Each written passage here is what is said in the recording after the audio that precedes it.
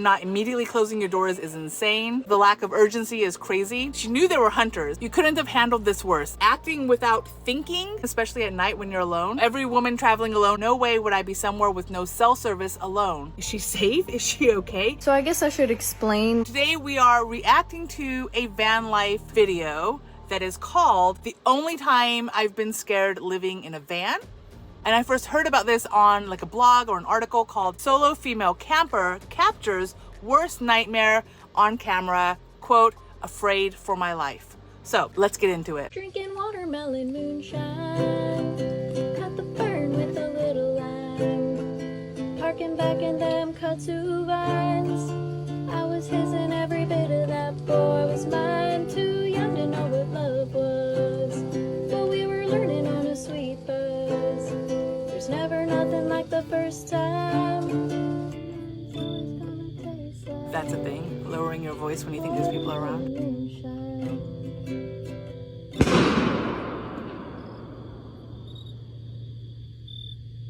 What the fuck?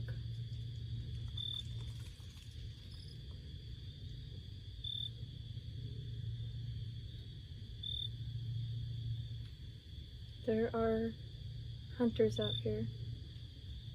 That's kind of freaky.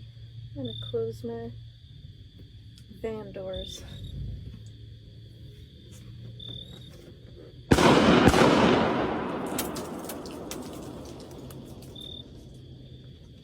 What the fuck?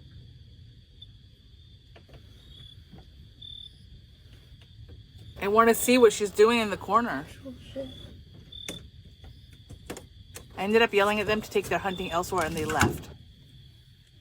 Drinking watermelon moonshine. Okay, so one, I really do wish that we could at least hear her yelling at them and kind of see what happened at the end. So this is where we're left off. So first thing to know is she's obviously okay because this is an edited video. And this was also not her last video. As I scrolled a little to find this video, she has at least 2 other videos that are probably response videos. So we'll be watching that soon. But we just at this point, as a viewer, we know she's okay. Just glancing at the other videos that come after this, she's fine. And she had time to edit, to add some of her thoughts, so that's cool. I want to rewind real quick because my focus on this video when I first started watching was listening to her sing and kind of, I'm scoping out what the inside of her van kind of looks like, because as a van lifer, I'm always doing that. Once the shot happened, obviously we can't see anything that's going on outside the van, so I'm mostly just looking at her to see how she reacts. But there were words flittering at the bottom, so let me just rewind real quick. So now I'm just focusing on the words at the bottom. So she started to sense people around,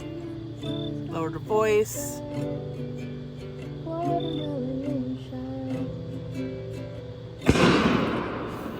I knew it was coming, but it got me anyway. What the fuck? What the fuck? Heart racing. Not sure what to do. Calmly evaluating the situation.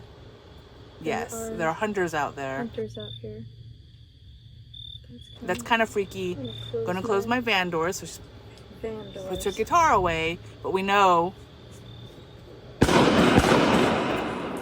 that we're gonna hear. Do you hear the crinkling? So let's pause. Obviously, I don't know exactly what caused the crinkly sound. My assumption is that it might be her Reflectix, meaning she might have had like her Reflectix on the back of her van and she might have pulled it down so she could see outside. Because I don't know what direction the gunshots are coming from at this point. So that's what I think the crinkling is. And then we see that she goes outside. Let's keep watching.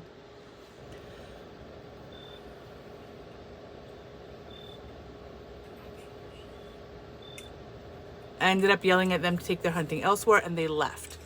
So, key information, she yelled at them, they left. All right.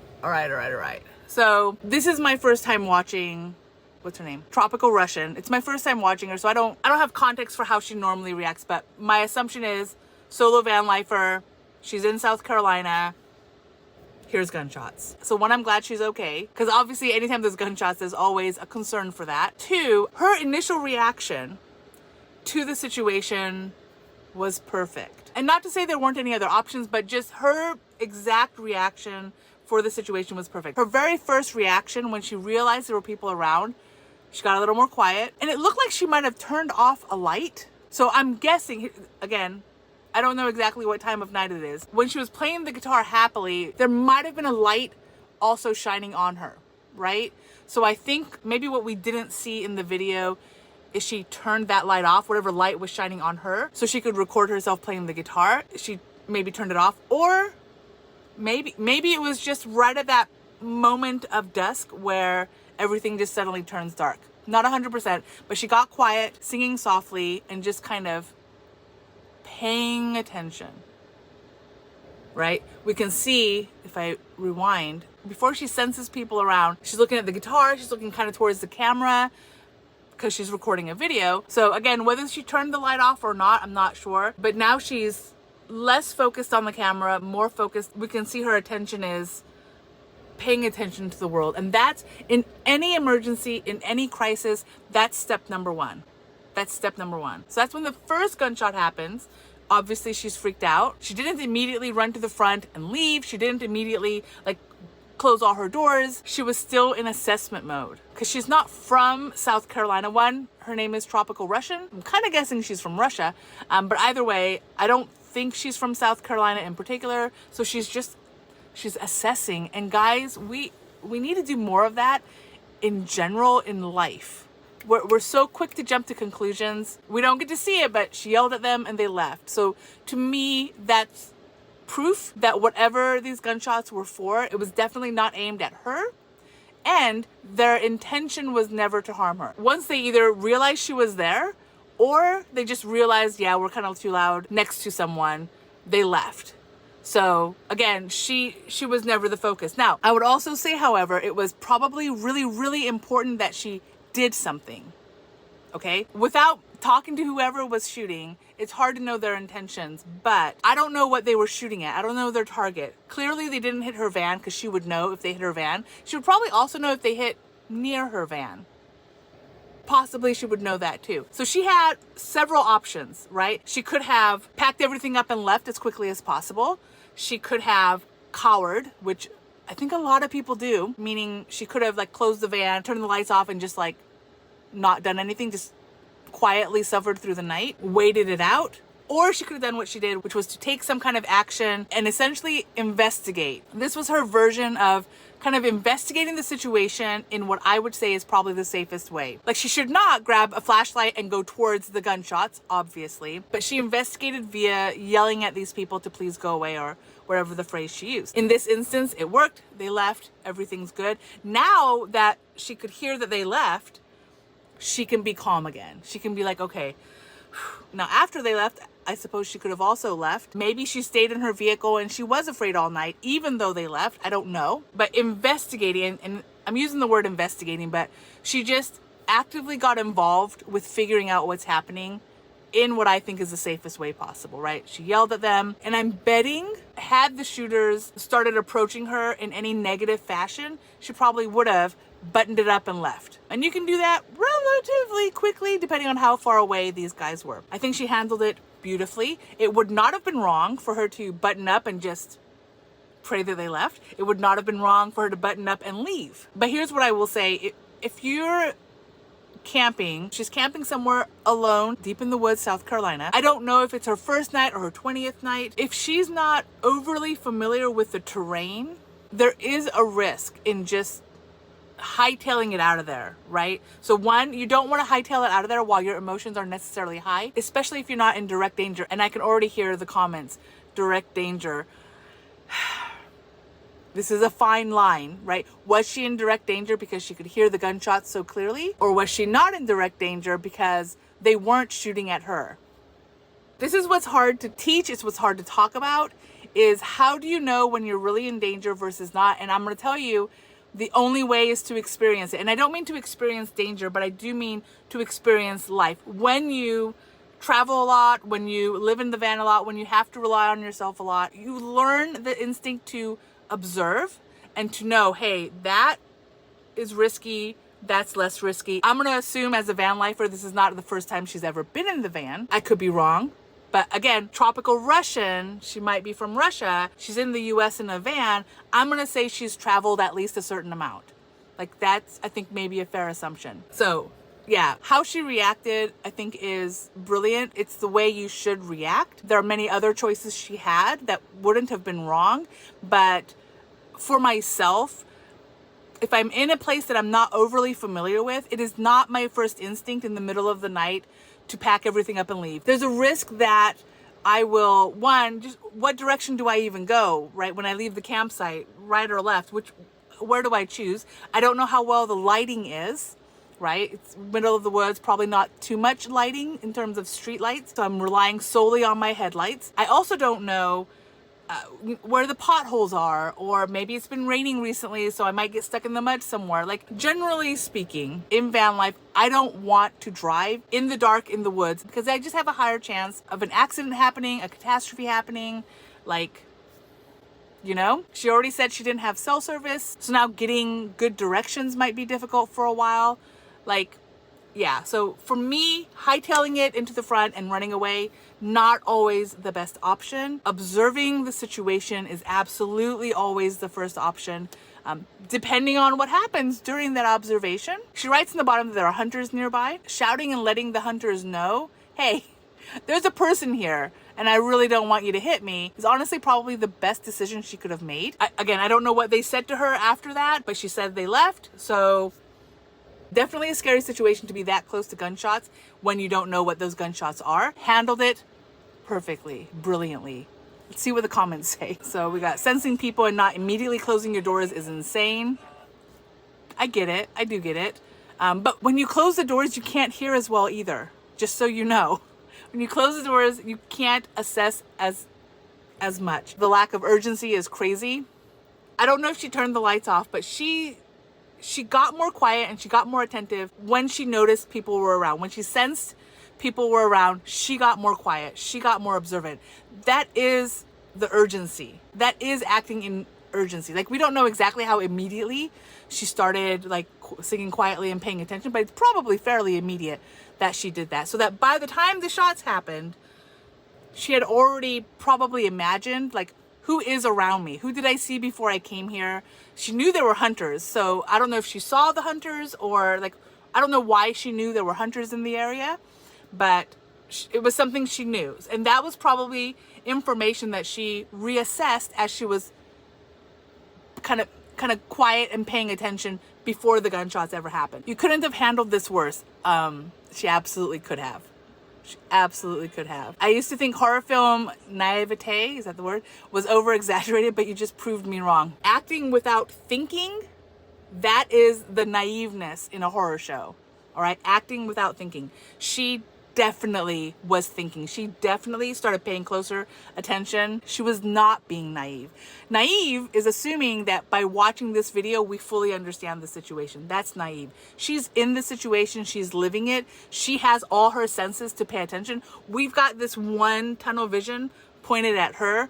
We don't know what's happening all around. Like, we don't know. If she didn't tell us that she was in the woods in South Carolina, if she didn't tell us that there were hunters nearby, we would have no idea if she was in the city or what. I mean, we had the crickets chirping, so that was a sign. But yeah, we didn't know where she was if she didn't tell us she was alone, if she didn't tell us there was no signal service. Like, she was very aware of her situation, more than the video can really show us. Yelling at them instead of driving out as fast as possible is wild. Fair. I wouldn't say it would be wrong to run away immediately, but there's risks in middle of the night, driving your car in an area you don't know very well.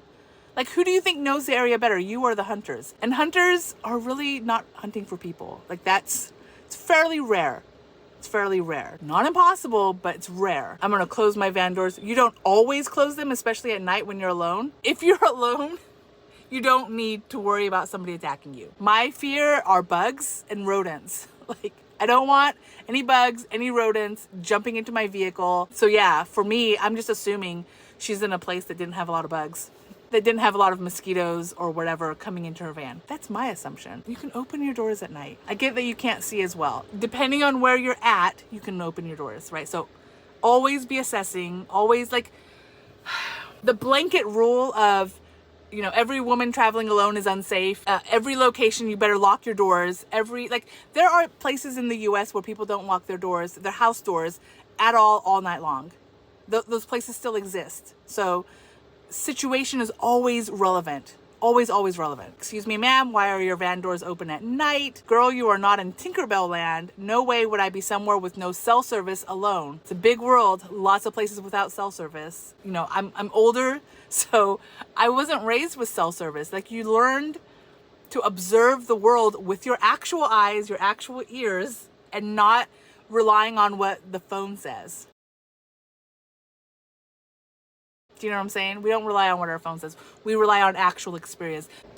This is something actually that I was talking with a friend about. I'm a mom of a 14-year-old. Compared to how I was raised, I am absolutely much more protective of my son. Partially because there are laws. There are laws, you know, against leaving your child alone, against letting your child wander the world alone. I could be arrested with child abuse or child neglect for not being a certain type of helicopter mom.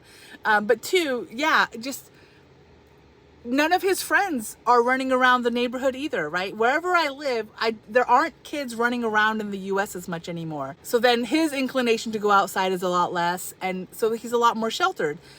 For myself, as a kid, this is before the internet, we had a house phone, but the house phone did not belong to the kids. So I could call my friends to see if they were home, but a lot of times I would just go to their house. I wouldn't call and be like, hey, is Gina home? No, I would go to Gina's house, Susan's house, Dana's house, knock on the door. Either somebody would answer or they wouldn't. I had to just live it. And I had to walk blocks away to my friends' homes or to the park or to wherever I wanted to go. And in those very simple steps, you just learn so much. And yes, there's risk for sure. But you learn to read people a little bit better. You learn to read situations better. Not to say that we're wrong for overprotecting our kids, because I think we are in a different world than when I was a child. But the number one skill we need to improve as people is to, you know, not jump to conclusions, not make so many assumptions, but to just sit and observe. And what she did was perfect. It was perfect. All right, let's see if there's any other comments. So yeah, mostly people just surprised she's not closing the door. My husband always said when we lived on the road, he's not scared of animals, he'd be scared of people. Those in the secluded areas don't want to be, and I'm not sure. So there are absolutely areas where people don't want you to be there. And so for me, and again, I don't know exactly how these guys reacted before they left, had they shouted back anything aggressive, anything negative, like if they showed me once they knew I was there, that they didn't care I was there, that they weren't going to be courteous, that they, you know what I'm saying? If they told me to fuck off, okay, yeah, that's a sign. Now is the time for me to remember where I came from. Were there any ditches? What's the safest way out of here? Where am I going to go next? Where's the last time I had signal? Like, yes, absolutely. If they had reacted negatively, she would have probably continued assessing the situation and left in a safe manner. So not just get in the front, zoom off, and like skid away. No. Slow and steady wins the race. Like, so people do tell you when they don't care about you and when they might, like, there's hints. So whatever they did between her yelling at them and leaving must have been peaceful, must have showed her that, okay, they're just, for whatever reason, they're shooting maybe targets, I don't know, but their intention was not to harm her and they respect her enough to leave. The shots were not telling her to leave. The shots were telling her they were there and they were doing whatever they were doing. How can you see at night? Open doors. I can't even think about doing something like this. Again, it's not for everyone. It's certainly not something that everyone should do. Personal choice. The funniest ever is when this video restarts to how naively happy it is. Funny that it loops back. Last thing we know is she told them to leave. We don't see that she told them to leave, and then suddenly she's playing the guitar happy again. That was funny. Those sounded like warning shots. How does a warning shot sound? Does it... The warning shot sounds exactly like any shot. There is no, no. Again, nothing wrong with leaving if you hear shots. Girl, I get warning shots in my own neighborhood during the day in South Carolina. Every city is different. We can't, and I do this too, by the way. I do think of places I've been based on states. Like, I have an opinion of Illinois versus Georgia versus California, but the reality is these places are big. So within California, there are different types of people. Phone overheated for a sec. We're back. So I think you get the gist of the comments she got. She made 2 other videos though that I want to watch. I want to note, here's what I think is funny. This video happened, let's see, February 28th. So she uploaded this video on TikTok February 28th, okay? After this video, she had a couple videos of her like settling in Costa Rica, just making regular, normal content probably for her channel. This is a day in the life of a Russian living in Costa Rica. First, I wake up and I put on my tapichki. Good morning, world. Last time you saw me bathe in a river with the raccoons. And so you've got people in the comments also saying things like, is she safe? Is she okay? Just as a content creator, I don't think she realized how big of a deal this video was going to be. Got 9.8 million views because I think in her mind, the situation was over. Like she yelled at them, they left, we're good. But at some point she must have realized, oh, this video is getting a lot of traction. So she's got these 2 other videos that we're gonna watch. This is May 17 that she's finally doing a follow-up video to this. It's hilarious. So I guess I should explain what happened in this video because I posted that and a lot of people were freaking out that I might have gotten killed. I hadn't posted in a couple weeks because I actually drove my motorcycle all the way across Costa Rica. Here's my motorcycle right here. It just wasn't on her mind. Apparently. Driving through a third world country, camping on beaches by myself, just having the best time ever, and never once did I feel unsafe. Never once did I hear gunshots in the middle of the night. But camping in my van in the south, a little bit of a different experience. Although I was freaked out in the moment, after evaluating what was going on, I felt pretty calm about it, which is why I didn't drive away. So I was looking for a place to park my van, and I found on iOverlander a dispersed campsite in the middle of the forest. It seemed beautiful according to the pictures. There had been other people who had camped there as well. The reason why I knew those guys were hunters who were shooting was because first of all, it was November. Is November like a big hunting time? I honestly don't know. On my way in, I saw a group of guys dressed in hunting gear, but I went about maybe at least a mile or 2 miles past them and found my perfect campsite. There was a fire pit and everything. It was right by the lake. It was more of a pond. So no, it was not private property. I made my fire, ate food, had my van doors open because it was 9 o'clock at night and I had a fire going. So no, I'm not gonna close my doors just because it's dark outside. So I decided to practice some guitar. I heard a car. I didn't freak out at first because if there's one dispersed campsite where I am, chances are there's probably other dispersed campsites as well. And sometimes park rangers drive by. Could be a lot of different things. I don't automatically assume the worst. I was a little bit nervous, of course. You know, I'm a girl alone in the woods still, you know. Bad things cross my mind sometimes. I waited it out, and then that's when I heard the gunshots, which freaked me out completely. I saw some flashlights across the pond, so I yelled across and I said, in my most heaviest southern accent so that they could understand me better, I was like, hey, can you please take that elsewhere? One of the guys shouted back and he was like, I love that she did it in her most southern accent. Okay. what? And so I repeated myself, can you please take that elsewhere? And then they drove off and they took it elsewhere. I've never used the word elsewhere ever in my life before until this moment, and I slept pretty soundly that night. I don't feel like we need to go much more into that. Like she didn't think it was a big deal once they left. I have never heard gunshots that close to me before. I did Same. grow up in East St. Paul in Minnesota, in kind of a bad area. But honestly, hearing gunshots while I'm living in the city is a lot freakier and a lot more dangerous than hearing gunshots when you're in the woods. It's the South, so I can assume that there's going to be people that enjoy shooting guns. I just didn't realize that they would be doing that in the middle of the night. In the areas where I grew up, if you hear gunshots, most likely it's a murder or some type of crime or something messed up going on.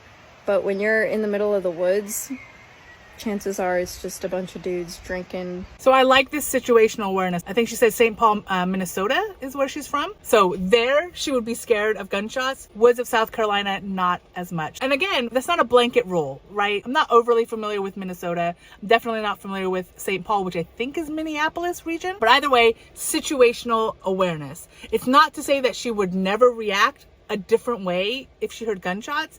But yeah, gunshots in a city, I would concur. Very, very different from gunshots in the woods. it's a very different scenario.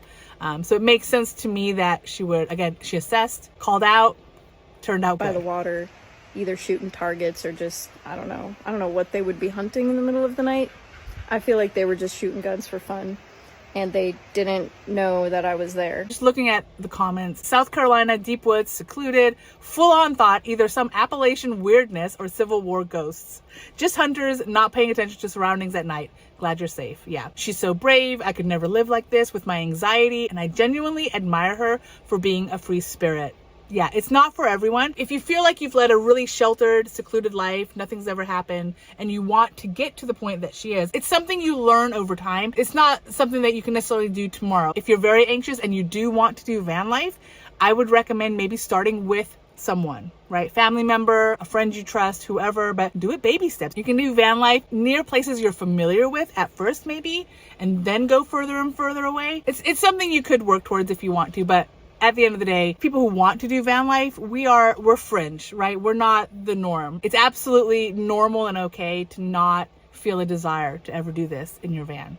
100%. The crickets never stopped chirping. Had they gone silent, so would my heart. It was strangely comforting that the chirping still continued, for sure. Aren't there laws against hunting at night? Yes. I'll say though that in that moment is not the time to look up those rules or to care. But yeah, I'm sure there are absolutely rules. How did you know to call out to them? Instinct, man. What did she say?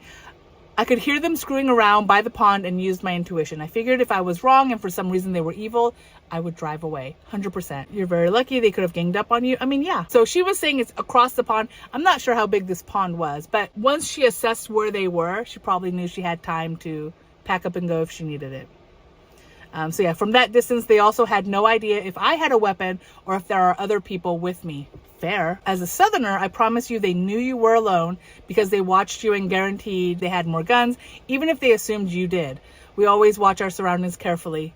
Also fair. But again, as they're watching her, as they're assessing that she's alone, the intent is most likely to make sure that they are safe, right? They're not watching her like, oh, cool, another victim coming by. It's probably more, okay, just a random girl in a van doing van life by herself. She's not a threat. If people are watching her, it is much more likely that they just confirmed, yep, she's not a threat. She's here to camp, and then she's going to leave. We don't need to worry about her, right? Especially in like a small town environment, people are very nosy. They are watching their surroundings. Somebody says, use my intuition is crazy.